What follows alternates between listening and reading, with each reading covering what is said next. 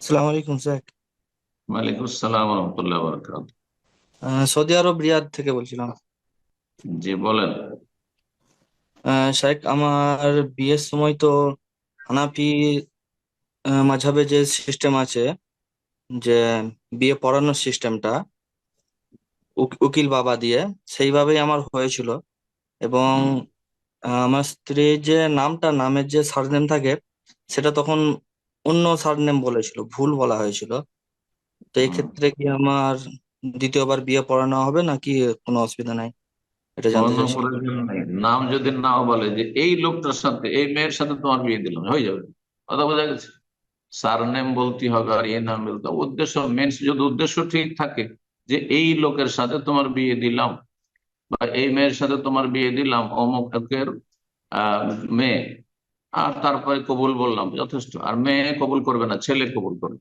মেয়ের সম্মতি নেবে, মেয়ের সম্মতি নেবে, সেটা বিয়ে শাদীর কথা পাকা করার অনেক আগে, আগেই তাকে বলবে। আর বিয়ের মজলিসে বসিয়ে তারপরে উকিল উকিল পাঠাবে আর মেয়েটা কবুল করাবে, এগুলো নাজায়েজ বেদাতি কাজ। আর এই বেদাত করলেও বিয়ে যা হওয়ার হয়ে গেছে। যেখানে অমুসলিমদের জাহিলি যুগের বিয়েকে নবী সাল্লাল্লাহু আলাইহি ওয়াসাল্লাম সাব্যস্ত করে রেখেছে। মক্কার কাফেররা যারা ইসলাম কবুল করেছে, কাফের মুশরিক ছিল, তাদের তো বিয়ে শাদী হয়েছে। সাহাবায়ে কেরাম রাদিয়াল্লাহু তাআলা বিয়ে শাদী হয়েছে জাহিলি যুগ।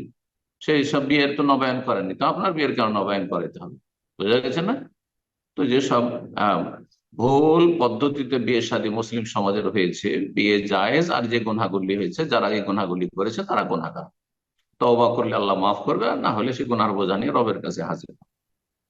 আল্লাহ রব সঠিক বুঝদান করুন। বারাকাল্লাহ ফিক। সালামু আলাইকুম। ওয়ালাইকুম সালাম রহমতুল্লাহ বারাকাতুহু। আমি বাগেরহাট থেকে বলতেছি শাহরুখ, আমি সুমির আম্মা। ভালো আছেন? বলেন বলেন, আলহামদুলিল্লাহ, বলেন। বলতেছি যে আমি এই কবরে যে সল জবের যে প্রথম ওই শেষের যে উত্তরটা, ওই উত্তরটা কোরআনের ভিতর কোন সূরার ভিতর আছে, কোন আয়াতে? আমি তো কোরআনে এইটাই। কারিমে না, হাদিসে আছে। কোরআনে কারিমে কবরের সওয়াল জবাবের কথা কোনো জায়গায় নেই, আছে হাদিসে। হাদিসে আছে, জিজ্ঞাসা করবেন মন কান্না কিরে সে, মান রাব্বুকা, তোমার রবকে, মা দিনুকা, তোমার দিন ধর্ম কি, মান নাবিয়ুকা, তোমার নবীকে, বা যাকে পাঠানো হয়েছিল মানব জাতির হেদায়েতের জন্য তিনি কে, মা হাযার রাজুলুল্লাযী বুইসা ফীকুম।